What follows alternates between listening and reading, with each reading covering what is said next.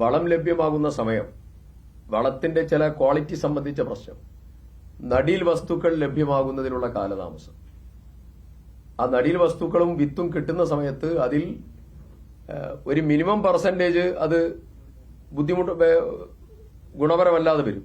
പക്ഷെ അതിൽ കൂടുതൽ വരുന്നതായ സാഹചര്യം, അങ്ങനെ തുടങ്ങിയ വിവിധ പ്രശ്നങ്ങൾ ശ്രദ്ധയിൽപ്പെട്ടിട്ടുണ്ട്. അത് ഇന്റേണൽ ആയിട്ടുള്ള മെക്കാനിസം എടുത്തുകൊണ്ടിരിക്കുകയാണ്.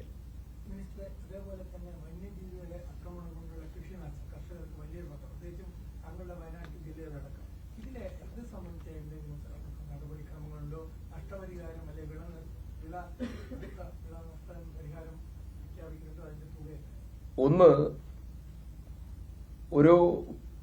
ഒരു കർഷകൻ അല്ലെങ്കിൽ ഒരാൾ മരിച്ചാൽ ലഭ്യമാകുന്ന തുക 10 ലക്ഷം രൂപയാണ് നിലവിൽ. അപ്പൊ അവിടെ വെച്ചുകൊണ്ട് സർക്കാരിന്റെ ഉത്തരവാദിത്തം കഴിയുകയാണ്. അതിൽ ഇൻസ്റ്റന്റ് ആയിട്ട് 5 ലക്ഷം കൊടുക്കും. പിന്നെ ലീഗൽ ഹയർ സർട്ടിഫിക്കറ്റ് കൊടുത്താൽ പിന്നെ 5 ലക്ഷം കൊടുക്കും. പിന്നെ അനുബന്ധമായിട്ടുള്ള ഇൻഷുറൻസ് സ്കീമിൽ നിന്ന് ചെറിയ തുകയും കിട്ടും. എല്ലാത്തിനുണ്ട്. അപ്പോ ഇവിടെ പ്രധാനപ്പെട്ട പ്രശ്നമുണ്ട്. ഗുരുതരമായി പരിക്കേറ്റാൽ ട്രൈബൽ കമ്മ്യൂണിറ്റിക്ക് നമുക്ക് ഒരു പ്രത്യേക പ്രിവിലേജ് കൊടുത്തിട്ടുണ്ട്. അവരുടെ ചികിത്സ മുഴുവൻ സൗജന്യമാണ്. പക്ഷെ മറ്റുള്ള ആളുകളാണെങ്കിൽ അവരുടെ ചികിത്സ സർക്കാരിന്റെ ഉത്തരവാദിത്തമല്ല. ക്രോപ്പുകളുടെ നഷ്ടം പറ്റിയിട്ടുണ്ടെങ്കിൽ അതിനുള്ളതായിരിക്കുന്ന റേറ്റ് തുലം പരിമിതമാണ്. അപ്പൊ ഇങ്ങനെയുള്ള വിവിധങ്ങളായ പ്രശ്നമുണ്ട്. കൃഷിവകുപ്പ് മന്ത്രി എന്ന രീതിയിൽ വനം മന്ത്രിയായിട്ട് ഈ കാര്യം ചർച്ച നടത്തി. നമ്മൾ ഈ തുക വർദ്ധിപ്പിക്കാനുള്ള നടപടികളിലേക്ക് വനം വകുപ്പ് പോവുകയാണ്. ക്രോപ്പിന്റെ നഷ്ടത്തിന്റെ വില വർദ്ധിപ്പിക്കാനുള്ള ഇന്റേണൽ മെക്കാനിസം കൃഷിവകുപ്പ് ആവിഷ്കരിച്ചുകൊണ്ടിരിക്കുകയാണ്. അതിനുള്ള നടപടിയും സ്വീകരിച്ചിട്ടുണ്ട്. RKVY സ്കീം, നമ്മളിപ്പോ വിവിധ മേഖലകളിലുള്ള ഫെൻസിങ്, ഹാങ്ങിങ് പവർ ഫെൻസിംഗ് ഉണ്ട്, നിങ്ങൾക്കറിയാം. റെയിൽവേ ക്രാഷ് ഗാർഡ് ഉണ്ട്, ട്രഞ്ചിങ് ഉണ്ട്, വാൾ ബിൽഡിംഗ് ഉണ്ട്, ഹാങ്ങിങ് പവർ ഫെൻസിംഗ് ഉണ്ട്, ഒക്കെ ഉണ്ട്. അപ്പോൾ ഓരോ മേഖലയ്ക്കും ഗുണപരമായിട്ടുള്ള പ്രതിരോധ മാർഗം എന്താണ്? അടുത്ത മാസം കൃഷി വകുപ്പിന്റെ ഒരു സ്പെഷ്യൽ കോൺക്ലേവ് വരിക. ആ കോൺക്ലേവിൽ നമുക്ക് ഇൻഡിജിനസ് ആയിട്ടുള്ള നോളജസും ഉണ്ട്, പിന്നെ പരമ്പരാഗതമായിട്ടുള്ള അറിവുകളും ശാസ്ത്രീയമായ അറിവുകളും അഗ്രികൾച്ചറൽ യൂണിവേഴ്സിറ്റിയുടെ കണ്ടെത്തലുകൾ, സയന്റിസ്റ്റുകളുടെ കണ്ടെത്തലുകൾ, അങ്ങനെ പല രീതിയിലുള്ളതായിരിക്കുന്ന ആധുനിക സ്റ്റാർട്ടപ്പ് സംവിധാനത്തിന്റെ കണ്ടെത്തലുകളൊക്കെയുണ്ട്. അപ്പൊ ഈ കണ്ടെത്തലുകൾ കർഷകരുമായിട്ട് യോജിപ്പിച്ചുകൊണ്ട് മുന്നോട്ട് പോകണം. പിന്നെ ഈ കണ്ടെത്തലുകൾ മുഴുവൻ ഓതന്റിക് ആണോ എന്നുള്ള വിലയിരുത്തലുണ്ടാവണം. അതിനുവേണ്ടിയാണ് കർഷകരും FPO FPCകളും പ്ലസ് അതിന്റെ കൂടെ കേരളത്തിലെ സർക്കാരിന്റെ ഇൻസ്റ്റിറ്റ്യൂട്ട്സും ഐകെയർ ഉൾപ്പെടെയുള്ള ഏജൻസീസും എല്ലാവരും ചേർന്നുകൊണ്ടുള്ളതായ ഈ ഡെമോ മുഴുവൻ പ്രദർശിപ്പിക്കാനും കർഷകരിലേക്ക് എത്തിക്കാനുള്ളൊരു മിഷൻ സ്റ്റാർട്ട് ചെയ്യുക. അപ്പൊ അത് ഫോറസ്റ്റ് ഡിപ്പാർട്ട്മെന്റും അതിൽ പങ്കാളികളാണ്. കൃഷി വകുപ്പിന്റെ നേതൃത്വത്തിലാണ് നടക്കുന്നത്. ചിലർക്ക് പാറ്റന്റ് കിട്ടിയതുണ്ട്, പാറ്റന്റ് കിട്ടാത്തതുണ്ട്. ആശയങ്ങളുണ്ട്, പക്ഷെ പ്രാവർത്തികമായിട്ടില്ല. അതിൽ വെറ്റിനറി യൂണിവേഴ്സിറ്റി വരും, അഗ്രികൾച്ചർ യൂണിവേഴ്സിറ്റി വരും, ഐകെയർ ഉണ്ടാകും, അമൃത ഇൻസ്റ്റിറ്റ്യൂട്ട് ചില AI മോഡൽസ് ഡെവലപ്പ് ചെയ്തിട്ടുണ്ട്. എന്നോട് സംസാരിച്ചു, അവരോടും വരാൻ പറഞ്ഞു. അപ്പൊ അതിന്റെ ഡേറ്റ് ഫിക്സ് ചെയ്യാണ്. അതിൽ വെച്ചുകൊണ്ട് കുറെ മോഡൽസ് നമ്മൾ ഇംപ്ലിമെന്റ് ചെയ്യാനുള്ള മെക്കാനിസത്തിലേക്ക് പോകും. എലിഫന്റ് വാച്ച് ഉൾപ്പെടെ, AIയുടെ എലിഫന്റ് വാച്ച് ഉൾപ്പെടെ.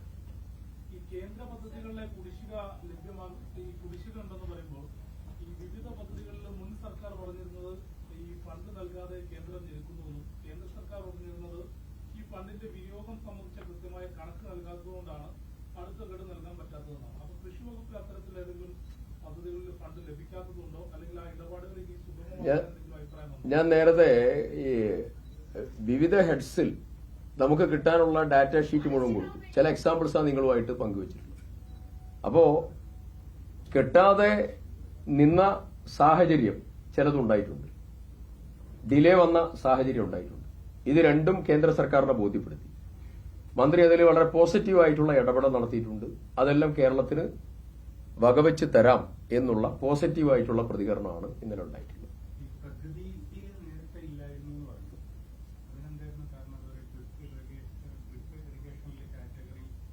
അത് നേരത്തെ നമ്മള് കേന്ദ്ര ഗവൺമെന്റിന്റെ സ്കീമിങ്ങിൽ, പ്രഗതി സ്കീമിൽ പ്രകൃതി ഇപ്പൊ ഏറ്റവും ലേറ്റസ്റ്റ് ആയിട്ട് വന്ന സ്കീമാണ്. ആ സ്കീമിൽ കേരളം പെടേണ്ടതാണ്. കേരളം പെട്ടിട്ടില്ല. അത് ശ്രദ്ധയിൽപ്പെടുത്തി അത് പെടുത്താമെന്ന് കേന്ദ്ര ഗവൺമെന്റ് സമ്മതിച്ചു. പോസിറ്റീവായിട്ട് അവരതിൽ ഉൾപ്പെടും. അപ്പം എനിക്ക് തോന്നുന്നത് ഫസ്റ്റ് ഫേസിൽ തന്നെ 20,000 സംരംഭകരാണ് രാജ്യവ്യാപകമായി. അപ്പൊ സ്വാഭാവികമായി ഒരു 1000 സംരംഭകരെ കേരളത്തിന് കിട്ടും. അവർക്കുള്ളതായിരിക്കുന്ന എല്ലാ ഇൻക്യുബേഷൻ എല്ലാ കാര്യങ്ങളും അതിൽ വരും മിനിമം. അപ്പൊ അതൊരു ഒരു വലിയ ചേഞ്ച് ആയിരിക്കും അത്തരം മേഖലയിൽ. ഈ വയനാട്ടിലെ കള്ളാടി ദുരന്തത്തിലെ മരണം, അതിന് മുമ്പുണ്ടായ കഴിഞ്ഞ ദുരന്തത്തിലെ വലിയ ദുരന്തത്തിലെ നമുക്ക് ഇതുവരെ കേന്ദ്ര ഫണ്ട് തരാമെന്ന് പറഞ്ഞ് പ്രധാനമന്ത്രി വന്നു. അത് കിട്ടിയോ? അതിനുവേണ്ടി നമ്മുടെ ആ മേഖലയിലുണ്ടായ കർഷകരും അവർക്കുള്ള ദുരിതാശ്വാസവും അങ്ങനെ കേന്ദ്ര സർക്കാരിൽ നിന്ന് എന്തെങ്കിലുമൊക്കെ സഹായം പ്രതീക്ഷിക്കുന്നുണ്ടോ? കള്ളാടി ദുരന്തത്തില് മരിച്ച 8 പേർക്ക് സംസ്ഥാന സർക്കാർ 5 ലക്ഷം രൂപ വെച്ചുകൊണ്ട് കൊടുത്തു. പരിക്കേറ്റവർക്ക് 2 ലക്ഷം രൂപ വെച്ചുകൊണ്ട് കൊടുത്തു. അതില്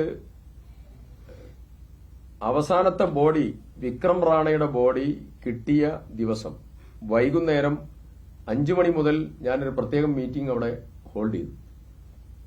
ആ മീറ്റിംഗ് രാത്രിയാണ് കഴിയുന്നത്. ആ മീറ്റിംഗിൽ നമ്മൾ ദിലീപ് കോൺ കമ്പനിയുടെ പ്രതിനിധികൾ ഉൾപ്പെടെ എല്ലാവരും ഉണ്ടായി. അവരോട് പറഞ്ഞു അടിയന്തര സഹായം നൽകണം എന്നുള്ളത് പറഞ്ഞു.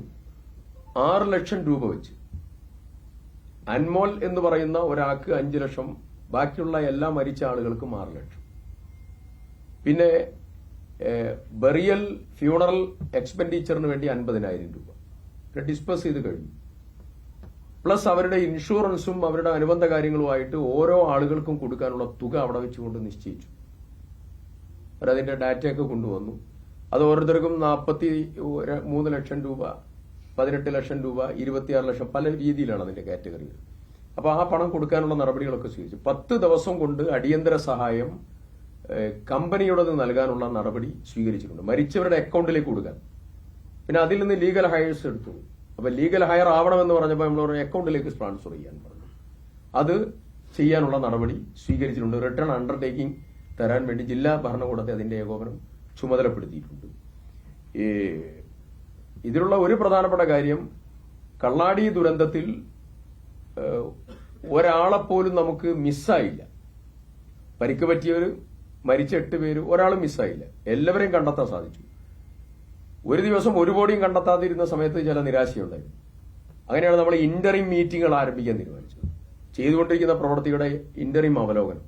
അപ്പൊ NDRF ഉൾപ്പെടെ, SOG ഉൾപ്പെടെ, ഫയർ ഉൾപ്പെടെയുള്ള എല്ലാവരെയും ഒരുമിച്ചിരുത്തിയുള്ള ഒരു 3 മണിക്കുള്ള ഒരു പ്രത്യേക അവലോകന യോഗം. ആ അവലോകന യോഗം ഉപയോഗിച്ചുകൊണ്ടാണ് ബാക്കിയുള്ള കാര്യങ്ങൾ ക്രമപ്പെടുത്തി മുന്നോട്ട് പോയത്. അവസാന ദിവസം കാലത്ത് എറണാകുളം സ്വദേശിയായിട്ടുള്ള, എനിക്ക് അദ്ദേഹത്തിന്റെ പേര് ചിക്കു എന്നാണ്, അദ്ദേഹത്തെ ഹോസ്പിറ്റലിൽ നിന്ന് അദ്ദേഹം വന്ന് അദ്ദേഹത്തോട് ചോദിച്ചു. അദ്ദേഹത്തിന്റെ കൂടെയായിരുന്നു വിക്രം റാണ ഉണ്ടായിരുന്നു. അദ്ദേഹത്തോട് ചോദിച്ച എവിടെയാണ് സാധ്യത. ആ സാധ്യത 2 സ്പോട്ട് ഏരിയ അദ്ദേഹം പറഞ്ഞു. ഒന്ന് ഡ്രൈനേജ് ആണ് നിന്നിരുന്ന സ്ഥലത്തുള്ള, 2 സോൺ 2 and 3യുടെ ഏരിയ. അപ്പോൾ ആ ഏരിയയിൽ ആദ്യം റാംബോ എന്ന കെടാവർ ഡോഗിനെ വിട്ടു. ആ ഡോഗാണ് ഈ സ്ഥലത്ത് വന്ന് നിന്ന് മേലോട്ട് നോക്കി 2 തവണ നോക്കി അത് സൂചന നൽകുന്നത്. അവർ 2 തവണ നമ്മൾ പരിശോധിച്ച സ്ഥലമായിരുന്നു. അവിടെ നിന്നാണ് ഇത് എടുക്കുന്നത്. ചോദ്യം മറ്റൊന്നായിരുന്നു, ഇതിനകത്ത് ഇതിലും നേരത്തെ കേന്ദ്ര സർക്കാരിന്റെ എന്താ പ്രതീക്ഷിക്കുന്നത്? കേന്ദ്ര സർക്കാരിൽ നിന്ന് പ്രത്യേകമായിട്ടുള്ള സാമ്പത്തികമായിട്ടുള്ള സഹായം നിലവിൽ ഇതിൽ ലഭ്യമായിട്ടില്ല. അതേ സമയത്ത് കഴിഞ്ഞ ചൂരൽമല മുണ്ടകൈ ദുരന്തത്തിൽ നമുക്ക് 50 വർഷത്തെ വായ്പയായി 529 കോടി രൂപയുടെ സാസ്കി പദ്ധതി നമുക്ക് ലഭ്യമായിട്ടുണ്ട്. പ്ലസ് അതിന്റെ കൂടെ അവസാനം PD post disaster need assessment സർവേയുടെ ഭാഗമായി നമുക്ക് 260 കോടി രൂപയും അന്നത്തേതിൽ ലഭ്യമായിട്ടുണ്ട്. ബാക്കി സ്റ്റേറ്റ് ഗവൺമെന്റിന്റെ കുറെ ഏറെ പ്രവർത്തനങ്ങളും പദ്ധതികളും അതിന്റെ 775 കോടി രൂപയുടെ നമ്മുടെ CMDRF ഫണ്ട് ഉൾപ്പെടെ കുറെ കാര്യങ്ങൾ അതിൽ നടന്നിട്ടുണ്ട്. അപ്പൊ ഇതില് ഇപ്പം മീനാക്ഷി പുഴയ്ക്കുണ്ടായിട്ടുള്ള പ്രശ്നങ്ങൾ, അതിന്റെ റിപ്പോർട്ട് നമ്മൾ ചോദിച്ചിട്ടുണ്ട്. മണ്ണ് മാറ്റാനുള്ള നടപടികൾ, അതിന്റെ റിപ്പോർട്ട് ഒരു സയന്റിഫിക് സംഘം പരിശോധിക്കാൻ വേണ്ടി നിയോഗിച്ചു. അവർ ഇന്നലെ വന്നു. ബാക്കിയുള്ള ഓരോ ഇപ്പൊ മാറ്റി താമസിപ്പിക്കേണ്ട ആളുകൾ അതിന്റെ ലിസ്റ്റ് എടുക്കാൻ വേണ്ടി ചുമതലപ്പെടുത്തിയിട്ടുണ്ട്. ഇതെല്ലാം എടുത്തതിന് ശേഷം അപ്രോച്ച് ചെയ്യേണ്ട കാര്യങ്ങൾ അപ്രോച്ച് ചെയ്യും.